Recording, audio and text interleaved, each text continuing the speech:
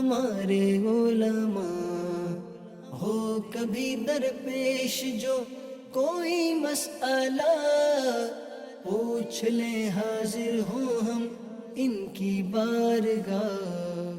الحمدللہ رب العالمین والصلاة والسلام علی سید المرسلین اما بعد فاعوذ باللہ من الشیطان الرجیم بسم اللہ الرحمن الرحیم الصلاة والسلام علیک یا رسول اللہ وعلی آلک واصحابک یا حبیب اللہ الصلاة والسلام علیک یا نبی اللہ وعلی آلک واصحابک یا نور اللہ۔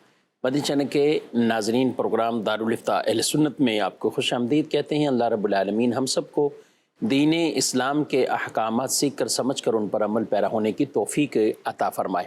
ہمارے پیارے نبی صلی اللہ علیہ وآلہ وسلم کا فرمان عظمت عالی شان ہے، من صلی علیہ صلاۃ کتب اللہ لہ قراۃ والقراۃ مثل احد۔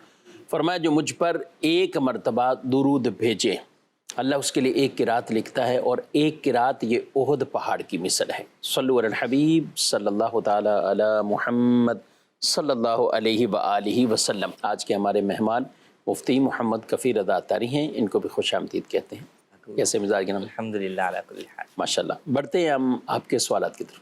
اکبر علی اطاری ہند سے عرض کر رہا ہوں، دارالفتاء اہل سنت پر مفتی صاحب سے میرا یہ سوال ہے، اگر کوئی فجر کی نماز پڑھ رہا ہو اور آدھی یا ایک رکعت ہونے پر مسجد میں اعلان ہوا کہ فجر کی نماز کا وقت ختم ہو گیا ہے، تو کیا اب وہ مقتدی وہی نماز توڑ دیں گے یا نماز پوری کر کے دوبارہ کے نماز دہرائیں گے؟ براہ کرم اس بارے میں رہنمائی ارشاد فرما دیجیے۔ جی، مسجد میں اعلان ہو گیا کہ نماز کا وقت ہی ختم ہو گیا۔ بسم اللہ الرحمن الرحیم۔ نماز فجر، جمعہ اور عیدین، یہ تین نمازیں وہ ہیں کہ جن کے لیے یہ ضروری ہے کہ یہ نمازیں وقت میں شروع ہو کر وقت میں ہی ختم بھی ہو جائیں۔ ٹھیک۔ اگر ان تین نمازوں میں سلام پھیرنے سے پہلے وقت ختم ہو گیا تو یہ نمازیں خود ہی فاسد ہو جائیں گی، یعنی ٹوٹ جائیں گی۔ صحیح۔ تو لہٰذا جب اعلان ہو گیا، اور یقیناً وہ اعلان اسی صورت میں ہوا ہے کہ وہ ختم ہو گیا، تو اب آپ نہ بھی توڑیں تو بھی نماز ٹوٹ ہی گئی، خود ہی ٹوٹ گئی، نماز فاسد ہو گئی، یعنی اس میں نماز جاری بھی نہیں، جاری جو ہے وہ ہوگی بھی نہیں، ہوگی بھی نہیں۔ تو لہٰذا آپ بھی اس کو چھوڑ دیں۔ اب آپ اس کو دوبارہ ابھی ریپیٹ بھی نہیں کر سکتے، کیونکہ اب جو ہے وہ مکروہ وقت جو ہے وہ شروع ہو گیا ہے۔ جی۔ اور یہ وہ مکروہ وقت ہے جس کے اندر کوئی قضا نماز پڑھنا بھی جائز نہیں ہے، کہ تین مکروہ اوقات ہیں: طلوع فجر کے بعد 20 منٹ، ضحوہ کبریٰ دوپہر میں نماز ظہر سے پہلے جو ہوتا ہے جسے عوام زوال کا وقت کہتے ہیں، اور غروب آفتاب سے 20 منٹ پہلے سے لے کے غروب آفتاب تک۔ تو ان تین اوقات کے اندر قضا نماز پڑھنا بھی جائز نہیں ہے۔ تو اب اس نماز کو کب پڑھیں گے؟ جب یہ 20 منٹ مکروہ ختم ہو جائیں گے، پھر آپ یہ نماز جو ہے وہ پڑھیں گے، اور یہ واجب الاعادہ نہیں ہوگی، چونکہ فاسد ہو گئی ہے، ٹوٹ گئی ہے، تو اب قضا کی نیت سے ہی آپ اس نماز کو دوبارہ پڑھیں گے۔ ٹھیک ہے۔ نماز کو اتنا دیر کرنا، اتنی تاخیر کرنا، ایک تو ہے کوئی وجہ ہو، واقعی ایسی ہو، اور یا فجر کا وقت ہے، اہتمام کر کے بھی سوئے کچھ، تو آنکھ ہی اس وقت کھلی، ہونا کیا چاہیے؟ نماز، عام نمازیں بھی اور خاص طور پر یہ نماز جس کے اندر یہ معلوم ہے کہ بھئی اب جو ہے وہ وقت ختم ہونے کی صورت میں یہ نماز ہی نہیں ہوگی۔ کیونکہ بقیہ نمازوں کے اندر تو یہ بات ہے کہ اگر آپ نے وقت میں تکبیر تحریمہ بھی کہہ لیا اور وقت ختم ہو گیا اور بعد میں آپ نے بقیہ رکعات ادا کی تو آپ کی نماز ہو جائے گی۔ البتہ بعضوں کے اندر آخری وقت مکروہ ہے، جیسے عصر کا آخری وقت مکروہ ہے، مغرب میں اتنی تاخیر کرنا کہ جو ستارے نظر آنے لگ جائیں مکروہ ہے، تو وہاں وہ یعنی مکروہ تحریمی، جی ناجائز ہے وہ بھی، تو اس گناہ سے بھی بچنا ضروری ہے۔ تو نماز کو حتی الامکان مرد حضرات باجماعت ادا کریں، عورتیں بھی کوشش کریں کہ نماز کو مردوں کی جماعت کے فوراً بعد ادا کر لیں۔ اور اگر جس عورت کو یہ پتہ ہے کہ میں اس انتظار میں رہوں گی تو میری نماز ہی جو ہے وہ قضا ہو جائے گی، تو یہ مستحب ہے اس کے لیے کہ مردوں کی جماعت کے بعد ادا کرے، ورنہ وہ اول وقت میں اذان سنتے بھی جو ہے وہ ادا کر سکتے۔ اور فجر میں تو ایسا بھی نہیں، اور فجر میں تو مستحب ہی پہلے، ایسی مستحب ہے کہ جو ہے وہ پہلے ادا کریں۔ تو یوں نماز کے لیے اصل میں ہمیں توجہ دینی چاہیے، اور الارم لگا کر باقاعدہ نماز میں اتنا وقت باقی ہو کہ ہم پراپر جو ہے وہ نماز پرسکون طریقے سے ادا کر سکیں، جلد بازی بھی نہ ہو، بھاگم بھاگ بھی جو ہے وہ کیفیت نہ ہو۔ ہاں، اب یہ بات آتی ہے کہ کبھی بہت ہی زیادہ جو ہے وہ اچانک آنکھ دیر سے کھل گئی یا اور کوئی مسئلہ ہو گیا، تو ایسی صورت کے اندر بھی اگلے جو احکام ہیں وہ بھی سیکھنا جاننا ضروری ہے۔ مثال کے طور پر وقت شخص اٹھا ہے، اب اسے پتہ ہے کہ جو ہے وہ وقت اتنا ہے کہ میں 2 رکعت پڑھ سکتا ہوں، تو اب سنت نہ پڑھے بلکہ اب فرض پڑھے۔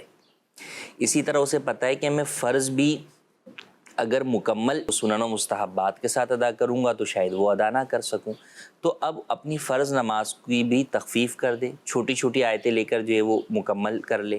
اچھا اگر اس میں بھی نہیں ہو سکتا تو جو رکوع سجدہ ہے اس کے اندر تسبیحات 3 کی بجائے 1 پڑھ لے۔ اسی طرح سلام اتحیات میں بیٹھا ہے اور اب اسے پتہ ہے کہ وقت ختم ہونے والا ہے، تو لہٰذا اب وہ اتحیات پڑھنے کے بعد اللہم صلی علی محمد کہہ کر سلام پھیر دے، کہ وقت کے اندر ہی اس کی نماز پائے تکمیل تک پہنچ جائے، کہ سنتیں چھوٹنے کی وجہ سے اس کی نماز واجب الادا نہیں ہوگی اور فاسد بھی نہیں ہوگی۔ جبکہ اگر وہ اتنی تاخیر کرے گا تو پھر یہ سارے احکامات لیٹ ہونے کی صورت میں نماز مکمل نہیں ہوئی تو فجر میں نماز قضا ہو جائے گی۔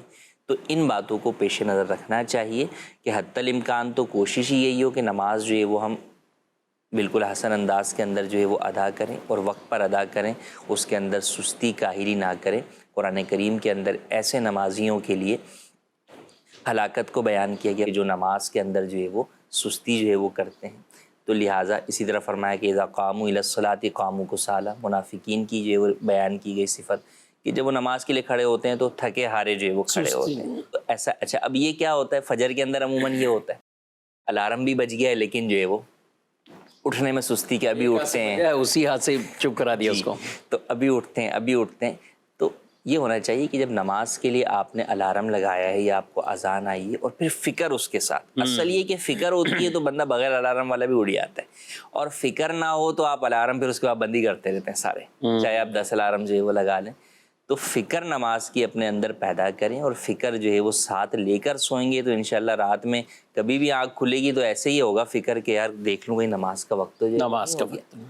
تو یہ فکر انشاءاللہ اپنے اندر پیدا کریں گے تو وقت کے اندر نمازیں۔ اور جماعت کی اگر عادت بنائیں گے تو پھر تو یہ کم موقع ہے کہ نماز ہی قضا ہونے کی طرف، کیونکہ جماعت عموماً جو ہے وہ 20-25 منٹ پہلے ہی جو ہے کبھی ایسا ہوا تو یعنی جماعت 20-25 منٹ پہلے تو اس کے لیے اٹھنا پھر 20 منٹ پہلے، یعنی اوورآل یوں دیکھیں تو 40-45 منٹ پہلے آدمی اٹھتا ہے جس کو جماعت سے نماز پڑھنی ہے، یعنی وقت پورا ہونے سے پہلے۔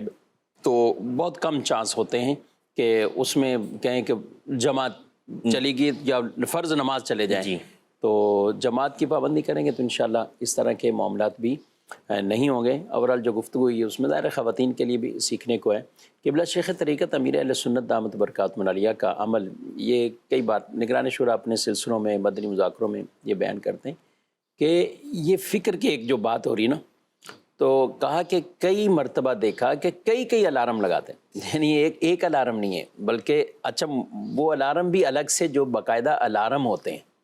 اب کفیل بھائی اگر ان کو بھی نا اپنی حد سے آدمی تھوڑا دور ہی رکھ دے نا تو اس کے لیے اٹھ کر ہی بند کرنا پڑے گا۔ یعنی عام طور پہ موبائل تو سراہنے ہیں، اب یہاں الارم بجا تو یہی بند بھی ہو جاتا ہے، لیکن وہ پہنچ سے دور ہوگا اور ہو الارم، پہلے وہ الارم آتے تھے کچھ گھڑیال ٹائپ کے بھی، ٹن ٹن ایسا بجے کہ بالکل اٹھ جائے نا ایک، اب آہستہ آہستہ یہ ختم ہو گئے، اب یہ کم ہو گئے، اور لیکن ایسا نہیں کہ بالکل یہ کم ہے، موبائل میں بھی اچھے اس طرح الارم ہیں، آوازیں بھی ہیں کہ جس سے آدمی اٹھ جاتا ہے۔ تو کہہ رہے کہ یہ فکر اتنی کہ کئی امیر اہل سنت 2-3 الارم، یعنی کبھی کبھی ایسا کہ اتنے الارم رہے، اور اکثر یہی ہے کہ وہ بجتے بھی نہیں ہیں، یعنی اس سے پہلے اٹھ کے خود ہی بند کر دینا۔ یہی فکر والی بات ہے نا۔ اصل میں اس میں عموماً ہم بھی دیکھیں جیسے کبھی کوئی شخص جو ہے وہ بہت تھکا ہارا آ کر سویا ہو، لیکن اس کو اگر یہ ہونا کہ کسی نے بھی آنا ہے تو دروازے کی آہٹ کے اوپر جو ہے وہ محسوس ہوتا رہتا ہے، بھلے کتنے ہی نیند میں۔ اور بعض اوقات آپ دیکھتے ہیں کہ کوئی شخص گدھے گھوڑے بیچ کے سو رہا ہو، آ کے گھر والے باہر دروازہ بھی جو ہے وہ پیٹ رہے ہیں لیکن وہ اٹھتا نہیں ہے، کیونکہ اس کو وہی ہوتا ہے کہ جناب کسی نے آنا ہے، تو فکر ہی نہیں ہوتی، تو اس کی نیند اور زیادہ گہری ہوتی۔ تو بہرحال ایک کوشش کریں گے تو انشاءاللہ اس سے نمازوں کی برکتیں بھی پائیں گے، اور جس طرح اپنے دنیاوی کاموں کے حصول کے لیے ہم کوشش کرتے ہیں تو دین کی طرف بھی ہمیں ایسی ہی کوشش بلکہ اس سے بڑھ کر کرنی چاہیے۔ مزید سوال مفتی صاحب سے میرا سوال یہ ہے کہ برسات کا موسم ہے تو عرض یہ کرنی تھی کہ روڈ کا پانی کس صورت میں پاک ہے اور کس صورت میں ناپاک ہے؟ جی، روڈ کا پانی کس صورت میں پاک اور کس وقت؟ عام طور پر جو روڈ کے اوپر پانی، بارش کا پانی جو ہے وہ بہہ رہا ہے تو وہ پاک ہے، وہ ناپاک نہیں ہے۔ وہ پانی میں آپ کا پیر چلے جائے یا کپڑوں پر اس کے چھینٹے لگ جائیں تو وہ ناپاک نہیں ہے۔ بعض لوگوں کے ذہنوں کے اندر یہ خیال ہوتا ہے کہ بھئی ہو سکتا ہے یہاں پر کوئی نجاست گزری ہوگی، جانور بھی جو ہے وہ گزرتے ہیں تو ان کا بھی جو ہے وہ لید وغیرہ جو ہے وہ پڑی ہوگی تو وہ سب ملی ہے تو اب یہ پانی ناپاک ہو گیا، تو فقط ان خیالات کی بنیاد پر وہ پانی ناپاک نہیں قرار پائے گا۔ ہاں بعض جگہ ایسا ہوتا ہے کہ پانی کی وجہ سے جو ہے وہ گٹر جو ہے وہ اوور فلو جو ہے وہ ہو جاتے ہیں، اور گٹر ہی ابل پڑتے ہیں۔ جی گٹر ہی جو ہے وہ ابل پڑتے ہیں۔ ابھی جو گٹر کا پانی ہے یہ ناپاک پانی ہے، ٹھیک، تو یہ پانی یا اس کے چھینٹے آپ کے کپڑوں کے اوپر لگیں گے تو بالکل وہ آپ کے کپڑوں کو یا بدن کو ناپاک کر دیں گے، تو اس سے آپ کو بچنا ضروری ہے۔ ٹھیک ہے، ورنہ عام یہ مٹیالہ ہو گیا ہے، مٹی والا ہو گیا، مٹی والا ہو لگ گیا رہا ہے اور کیچڑ نما ہے یا کیچڑ ہی کسی طرح بھی کیچڑ بن گیا ہے، جی تو یہ اس کو ناپاک اس نہیں میں کہیں۔ کوئی حرج جو ہے وہ نہیں ہے۔ اسی طرح گزر رہے ہیں اور اوپر چھت پر سے جو ہے وہ کوئی پانی آ کر گرا تو اس سے بھی آپ ناپاک نہیں، اگرچہ اس میں گمان یہ ہوتا ہے کہ بھئی چھت پر سے آیا ہے تو بلیاں، چھت پر یہ وہ۔ بلیاں اور یہ سب چیزیں گھوم رہی ہوتی ہیں، ان کی نجاستیں پڑی ہوں گی، تو ان کی بنیاد پر ان پانی کو ناپاک نہیں کہیں۔ یعنی یہ شریعت مطہرہ نے ہمارے لیے آسانی رکھی کہ ہمیں اس میں تکلیف میں خواہ تکلیف میں نہ دی ہے، اور یہی کہ جب تک کسی چیز کا جو ہے وہ ناپاک ہونے کا یقین نہیں ہوگا ہم اسے جو ہے وہ ناپاک قرار نہیں دیں گے۔ تو پانی اصل میں پاک ہے تو صرف شک کی بنیاد کے اوپر اس کی پاکی جو ہے وہ زائل نہیں ہوگی۔ ٹھیک ہے، ہاں البتہ یہ تو خیال رکھیں گے کہ جو کیچڑ لگا ہے یا اس طرح ہے تو مسجد بھی جا رہے ہیں جی تو اب کیچڑ وغیرہ کو بھلے وہ ناپاک نہیں ہے لیکن مٹی ہے یہ سب چیزیں تو اس کو صاف تو کریں تاکہ آلودہ نہ ہو مسجد۔ جی اس بات کا بالکل خیال کریں گے کہ مسجد میں آپ جا رہے ہیں تو مسجد آلودہ نہ ہو، یا آپ کے بدن سے یا اس کیچڑ کی وجہ سے بو نہ آئے، اور پھر اللہ پاک کی بارگاہ میں حاضر ہو رہے ہیں تو انڈرسٹوڈ سی بات ہے اگر کسی کے کپڑوں میں لگ جائے گی تو وہ اپنے آفس میں کسی میٹنگ میں اس طرح نہیں چلا جائے گا، صحیح، کچھ نہ کچھ کپڑے چینج کرے گا، صاف کرے گا۔ تو اللہ پاک کی بارگاہ تو سب سے بڑی بارگاہ ہے، تو وہاں آنے کے لیے اور زیادہ احتیاط کرنی چاہیے، مگر اس کا یہ مطلب بھی نہیں کہ آپ جو ہے نا پھر کام پر پورے دن نمازیں ہی چھوڑ دیں کہ بھئی جناب یہ کپڑوں کے اوپر یہ جو ہے وہ لگ گئی ہے۔ صحیح، نماز چھوڑنے اس کو کے صاف کر لیں اتنا کہ جو ہے وہ مسجد آلودہ نہ ہو، بو وغیرہ نہ آئے۔ بسا اوقات بعض دھبے سے لگ جاتے ہیں چیٹے کہ وہ صاف نہیں ہو پاتے دن میں، اور اب گھر نہیں جا سکتے یا چینج نہیں کر سکتے، تو اب نماز نہ چھوڑیں، نماز بہرحال جی پڑھنی ہے کیونکہ آپ ناپاک نہیں۔ ہاں داغ دھبا دور ہونا اور بات، لیکن جو ظاہری کیچڑ ہے ظاہری کیچڑ ہے اس کو بالکل جو ہے وہ صاف کیا جائے گا، وہ تو گیلے کپڑے سے بھی صاف ہو سکتی ہے، سوکھنے کے بعد ویسے بھی جو ہے وہ صاف ہو جاتی ہے۔ ٹھیک ہے، مزید سوال۔ سوال پوچھنا تھا، ہمارا والد صاحب فوت ہو گئے تھے کہ ہمارے بڑے بھائی نے دینی سے رقبہ لے کر بیچ دیا، مطلب وہ پھر اس کی رقم بھی بھائیوں پہ تقسیم کر دی۔ اب جب دعوت اسلامی کا ماحول ملا تو ہمیں پتہ لگا بھئی وہ تو دینی لازمی تھی، پھر ہم نے وہ رقم جو ہمیں حصے میں ملی تھی بہنی کی وراثت والی وہ بہنی کو واپس کر دی۔ اب وہی رقم کفات کرے گی یا اب تو رقبے کی قیمت زیادہ ہے، ادھر رقبے کی قیمت گھٹ تھی، جو بھائی وہی رقم جو ہمیں ملی تھی وہی بس واپس کرنی ہے جو آج کے حساب سے واپس کرنی ہے؟ جی وراثت تھی کسی زمانے میں جو بھی اس وقت کوئی، بلکہ دعوت اسلامی کا یہ دینی ماحول میسر نہیں تھا جو انہوں نے کہا، تو اب رقم کا وہ جو فرق آیا ہے، ویلیو کا فرق آیا ہے۔ جی اب اس میں دیکھیں دو طرح کی صورت ہوتی ہے، ایک یہ ہے کہ وہ چیز ہی موجود ہے، مثال کے طور پہ وہ زمینیں ہی موجود ہیں اور اس زمینوں کی ہی تقسیم ہو گئی کہ بھئی ٹھیک ہے یہ تم لے لو یہ تم لے لو، بہنوں کو اس میں سے کچھ نہیں دینا، اور آج بھی وہ چیز موجود ہے، تو اب آپ پیسے نہیں دیں گے، اب یا تو آپ اس زمین میں سے حصہ دیں گے یا اس زمین کی موجودہ ویلیو کے اعتبار سے بہنوں کو ان سے جو ہے وہ بات کر کے ان کو اس کی قیمت ادا کریں گے۔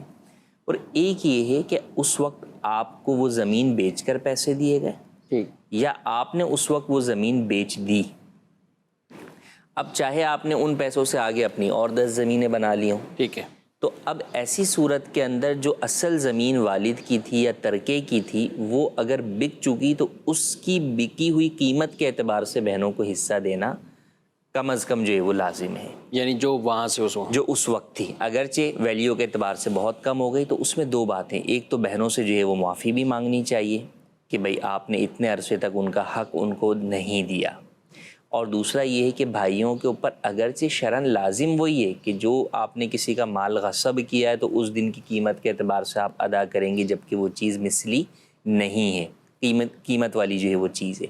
مگر بھائیوں کو یہ چاہیے کہ جہاں ان کو پتہ ہے کہ اس مال سے ہم نے اتنا نفع اٹھایا اور آگے اتنا کچھ بنا لیا، تو انہیں چاہیے کہ آج کے دور سے یا کوئی درمیانی ریٹ کے اعتبار سے، درمیانی قیمت کے اعتبار سے بہنوں کے ساتھ حسن سلوک کرتے ہوئے انہیں اچھی قیمت ادا کر دیں. ٹھیک، یعنی کتنے پیچیدہ مسائل ہیں. بعض اوقات یہ فیصلہ کوئی کرتا ہے 30 سال بعد اور وہ مطمئن ہوتا ہے کہ میں نے شرعی فیصلہ کر دیا، وہ یا تو وہ تقسیم کر رہا ہوتا ہے یا بالفرض یہ جو آپ نے بات بتائی کہ کرایہ 30 سال کھا لیا اور اب بھلے ویلیو کے مطابق کر رہا ہے لیکن پچھلا نہیں دیکھ رہا جی کہ میں نے 25-30 سال یہ. اچھا، یہ جو کال تھی، ذمہ دار لوگ ہوتے ہیں جو زمینیں ہیں جن کے پاس، تو یہ بھی ٹھیکے پہ دے رہے ہوتے ہیں، اس کا سال بسال ششمائی یا 5-5 سال کے ٹھیکے، اور یا فصلیں خود اگا رہے ہیں اور نفع کر رہے ہیں، سب کچھ کر رہے ہیں اور کہتے ہیں دے دیں گے.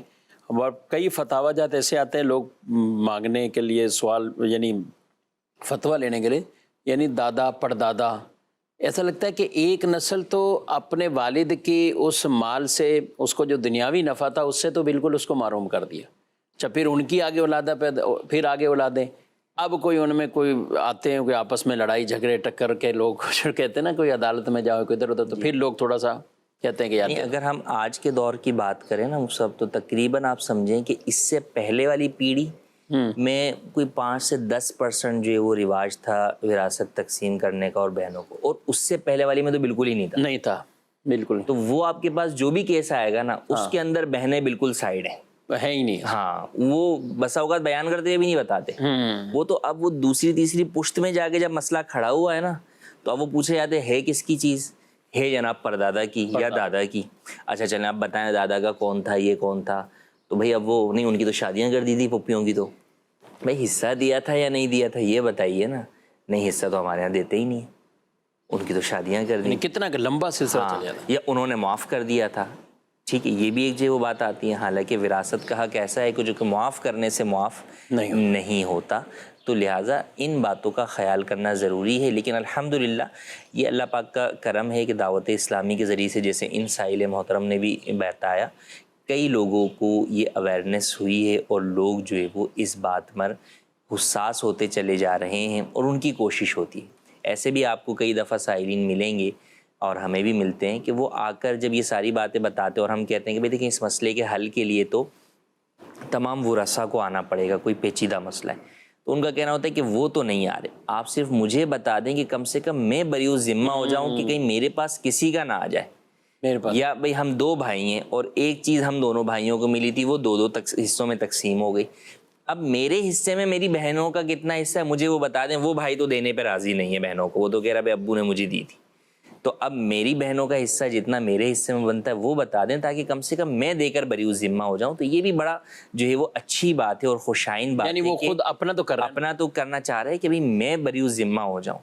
تو یہ بالکل ہونا چاہیے. اور دعوت اسلامی کا دیکھیں کہ یہ ایک جو ہے وہ فیضان ہی ہے کہ بہت سارے لوگ جو ہے وہ ان معاملات میں جس میں وہ گناہ میں مبتلا تھے سالوں سے، اور وہ علم دین کے ذریعے سے، مدنی چینل کے ذریعے سے جو ہے وہ اب ان گناہوں سے نکل رہے ہیں اور لوگوں کو ان کا حق ادا کر رہے ہیں. ماشاءاللہ، یہ اچھی بات ہے. یعنی یہ تو اگر کوئی اکیلا ہی کرنا چاہ رہا ہے، یعنی جو اس کی طرف آیا ہے، تو اس کا بھی فتویٰ الگ سے دے دیتے ہیں. ہم اس کے اوپر بھی انہیں جو ہے وہ بتاتے ہیں. بس اوقات تحریری فتویٰ بعض صورتوں میں نہیں ہوتا کہ وہ مکمل جو ہے وہ تقسیم تو وہی ہوگی نا. جی، تقسیم وہی ہوتی ہے اور انہیں پھر بتا دیا جاتا ہے کہ بھئی آپ اتنا دے کر، کیونکہ ان کو مسئلہ یہ ہوتا ہے کہ بھئی قانوناً ہمیں کوئی پرابلم نہیں ہے، پراپرٹی بھی ہمارے نام ہے، سب کچھ ہے، ہمیں کوئی مسئلہ، ہمیں صرف شرعی طور پر کلیئر کر دیں.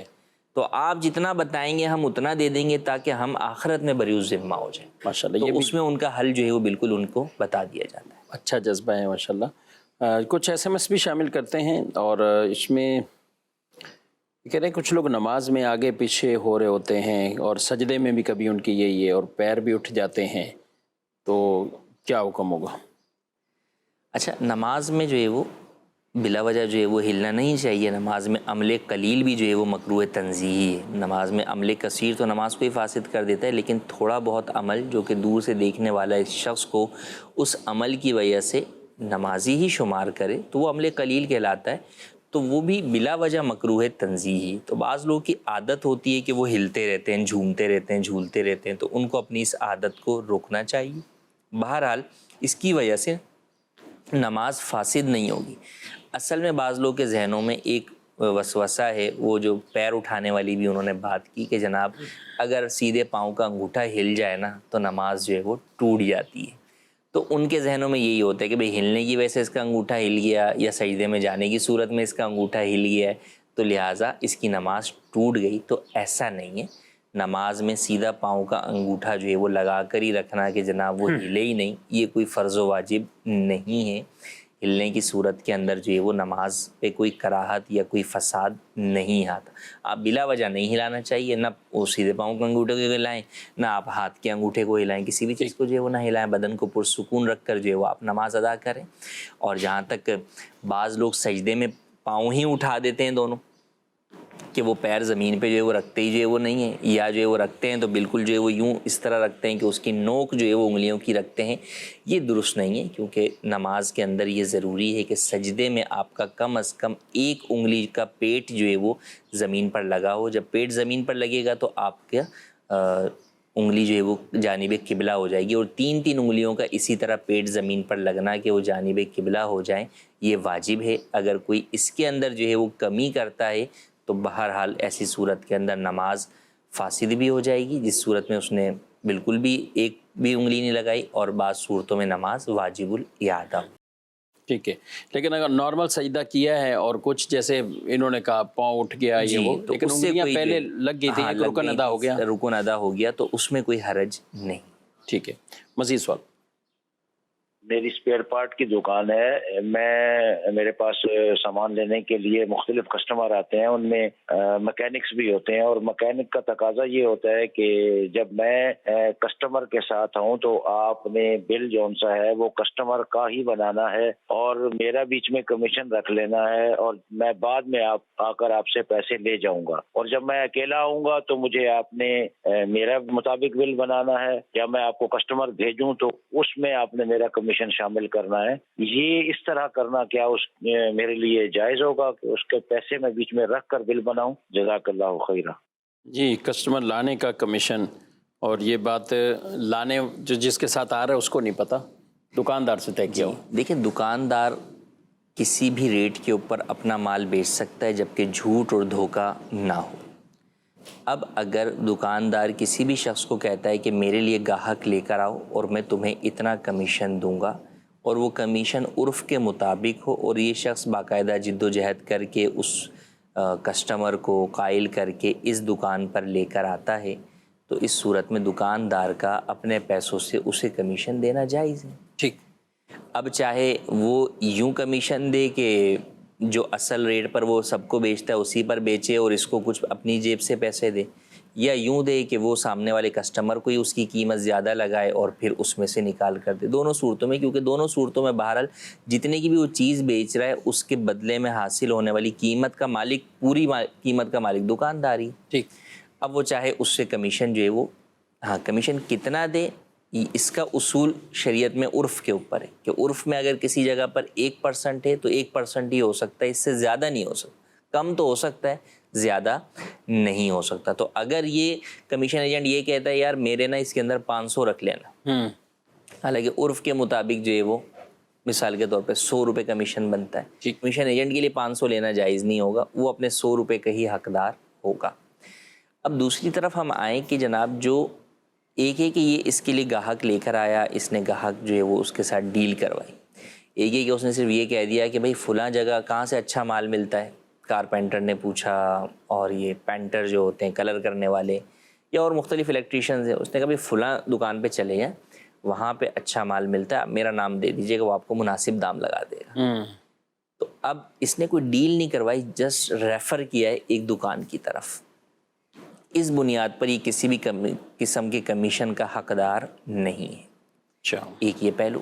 تیسرا پہلو یہ ہے کہ آپ کسٹمر کو دھوکہ دے رہے ہیں.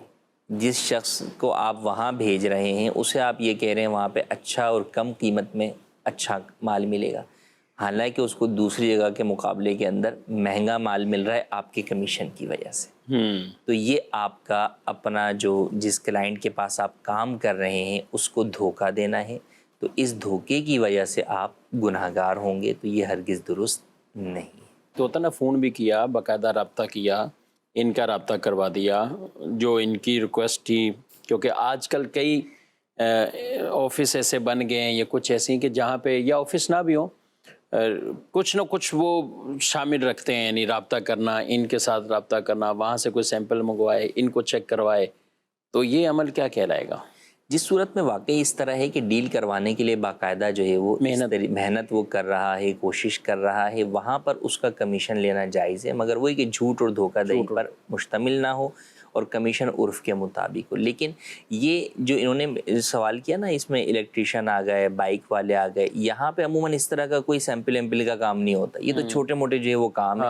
تو یہاں پر تو وہ یہی کہتا ہے کہ فلاں دکان سے جو ہے وہ لے لو اور میرا نام لے دینا.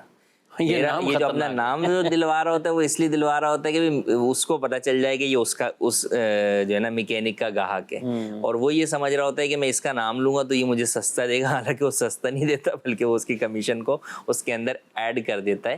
تو یہ اس صورت میں کمیشن لینا جائز نہیں.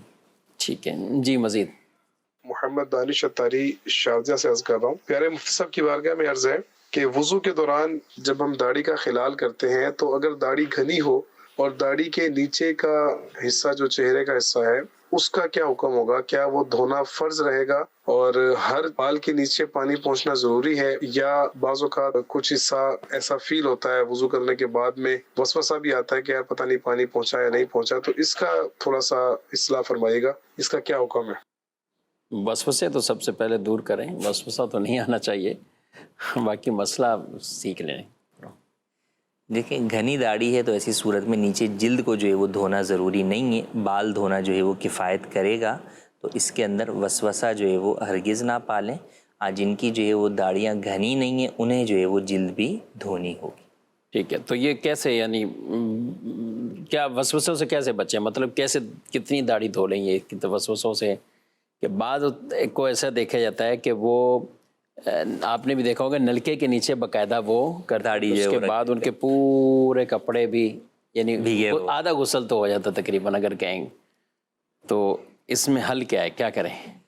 یہ اس کے اندر کہ آپ جو ہے وہ پانی سے جو ہے وہ اسی سے دھوئیں گے, چلو کے ذریعے سے جو ہے وہ پانی سے جو ہے وہ دھوئیں گے, بس یہ کافی ہے. یعنی داڑھی ایک تو پوری داڑھی ہے نا, جو یہ پورے بال ہمارے جی نیچے تک ہیں, اور ایک ایک جو چہرے کے یہ بال ہیں چہرے کے دائرہ کار میں آ رہے ہیں, جس چہرے کا اتنی داڑھی ہے. ٹھیک ہے. اب اس کو پورا مل کے دھونا کیا یہ ضروری ہے وضو کے لیے؟ پوری داڑھی کو جو ہے وہ دھونا ضروری نہیں ہے, جو چہرے کے دائرے میں آ رہے ہیں صرف ان بالوں کو جو ہے وہ دھونا ضروری. ٹھیک ہے. تو اس میں ناظرین کرام بعض تو بالکل حد سے تجاوز کر لیتے ہیں, اور بعض سستی بھی کرتے ہوں گے کہ وہ جو اصل بالوں پر بھی ہے تو اس طرح پانی نہیں پر بھی جو ہے وہ نہیں کرتے. دونوں چیزوں کا خیال ضروری ہے کہ بعض لوگ بہت زیادہ لاپرواہ ہوتے ہیں تو وہ بہت سارے مسائل کے اندر, یعنی ہاتھ دھونے کے اندر بھی وہ ایسے دھوئیں گے کہ کونیاں جو ہے وہ خشک رہ جائیں گی. ٹھیک ہے. اچھا اسی طرح پانی ڈالنے کے اندر بس ہوگا یہاں سے پانی ڈالتے ہیں تو پانی اوپر جو پیشانی پہ جو ہے وہ نہیں جاتا. تو بازو کا یہ, اور بازو کا یہ ہے کہ وہ بہت زیادہ وسوسہ جو ہے وہ احتیاط کے نام پر وہ موسوس ہوئے ہوتے ہیں, ان کا اصولی بس اوقات جو ہے وہ 15-20 منٹ میں جا کے مکمل ہو رہا ہوتا ہے. تو لہٰذا درمیانی راہ اختیار کرنی چاہیے. وضو کا عملی طریقہ دعوت اسلامی کی ویب سائٹ کے اوپر بھی اور چینلز کے اوپر بھی مختلف پیجز کے اوپر آپ کو اس کے لنک بھی مل جائیں گے, وہ بھی آپ دیکھ لیں اور ایک مرتبہ دیکھ کر پھر اس کے مطابق عمل کریں اور وسوسوں کی طرف توجہ نہ دیں. جی مزید سوال. محمد بشیر اتاری عرض کر رہا ہوں میاں والی. مفتی صاحب کی بارگاہ میں سوال ہے کہ جو جمعہ کی دوسری اذان ہے وہ مسجد کے اندر کھڑے ہو کر دے سکتے ہیں کیا؟ اس کے لیے رہنمائی. جی مسجد میں اذان دینا مکروہ ہے, چاہے وہ جمعے کی اذان ہو یا عام اذان ہو. کوئی بھی اذان عین مسجد میں نہیں دی جائے گی, فنائے مسجد کے اندر یا خارج مسجد میں اذان دی جائے گی. جمعے کی اذان خطیب کے سامنے دینا مستحب ہے, البتہ وہ اسی وقت دی جائے گی جبکہ خطیب کے سامنے ایسی جگہ موجود ہو جو کہ فنائے مسجد یا خارج مسجد ہے. اگر آپ کی مسجد میں خطیب کے سامنے ایسی جگہ موجود نہیں ہے تو پھر آپ فنائے مسجد یا خارج مسجد میں ہی اذان دیں گے، پھر خطیب کے سامنے ہونے والی چیز کو فالو نہیں کیا جائے گا۔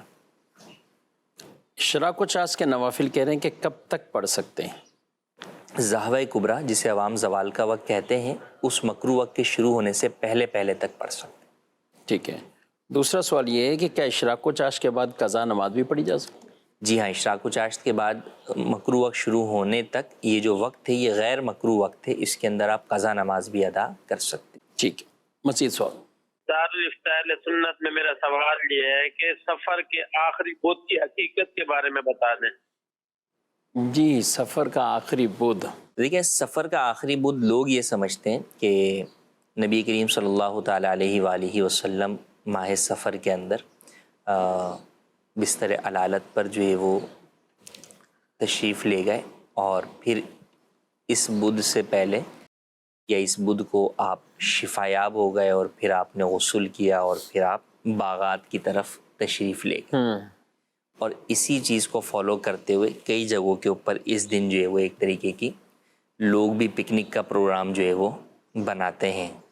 تو اس بات کی کوئی حقیقت نہیں ہے۔ سفر کے آخری بدھ نبی کریم صلی اللہ تعالیٰ علیہ وآلہ وسلم جو ہے وہ بیمار ہی تھے، اور اسی بیماری میں پھر ربیع الاول شریف کے مہینے میں آپ صلی اللہ علیہ وسلم کا وصال ظاہری ہوا۔ تو لہٰذا جو اس طرح کی لوگوں میں باتیں مشہور ہیں، ان باتوں کی کوئی حقیقت نہیں ہے۔ اللہ پاک ہم سب کو دین اسلام کے احکامات سیکھ کر اور درست معنوں میں ان پر عمل کرنے کی توفیق دے، آمین بجاہ نبی الامین صلی اللہ علیہ وسلم۔ ہادی و رہنما ہمارے علماء، ہو کبھی درپیش جو کوئی مسئلہ، پوچھ لیں حاضر ہوں ہم ان کی بارگاہ۔